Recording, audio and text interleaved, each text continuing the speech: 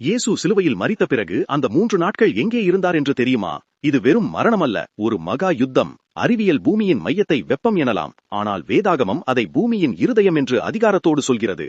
மத்தேயு 12:40 இயேசு சொன்னபடி, யோனா மீன் வயிற்றில் இருந்ததைப் போல மனுஷகுமாரனும் பூமியின் இருதயத்தில் இருக்க வேண்டியிருந்தது. கல்லறை வெறும் வாசல்தான். இயேசு அங்கு தங்கிவிடவில்லை. அவர் நேராக பாதாளத்திற்கு இறங்கிப் போனார். பாதாளம் பாவிகளுக்கு பயம். ஆனால் இயேசு அங்கு ஒரு கைதியாக போகவில்லை. சிறைப்பட்டிருந்தவர்களை விடுவிக்கிற ராஜாவாக புகுந்தார். மரணத்தின் பயம் உங்களை வாட்டுகிறதா?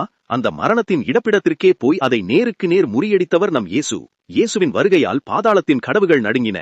இருளின் அதிகாரத்தை அவர் தன் பாதத்தின் கீழ் கொண்டு வந்தார். மரணத்தையும் பாதாளத்தையும் ஆளுகிற சாவியை இயேசு தன் கையில் எடுத்து, இனி பயப்படாதே, நானே அதிகாரி என்று பறைசாற்றினார். பாதாளத்தின் கட்டுகள் உடைந்தன. இயேசு உயிரோடு எழுந்தபோது மரணத்தின் அதிகாரம் சுக்கு நூறானது. இதுதான் உண்மையான வெற்றி. இன்று உங்கள் வாழ்க்கையில் எந்த போராட்டம் இருந்தாலும் பயப்படாதீர்கள். பாதாளத்தையே ஜெயித்த இயேசு உங்களை மீட்க